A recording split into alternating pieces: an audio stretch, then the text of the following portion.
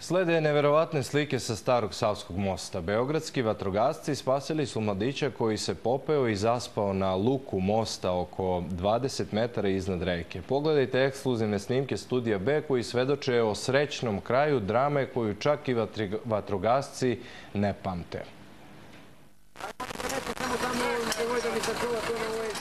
Ni 35-godišnjem Ivanu T. nikada neće biti jasno kako je dospeo ovde. Izgleda da je u pijanom stanju promašio pešačku stazu na putu do kuće i popeo se na 7 metara visok luk Savskog mosta. Tu je i zaspao. Začuđeni prolaznici koji su posmatrali nesvakidašnji prizor odmah su pozvali policiju i vatrogasce. Ni sirene hitnih službi, ni dovikivanje okupljenih građana nije probudilo mladića usnulog na konstrukciji mosta oko 20 metara iznad reke. Napon na tramvajskoj mreži je isključen, a saobraćaj je obustavljen. Vatrogasci su se popeli do mladića koji je dalje bio u mirnom snu.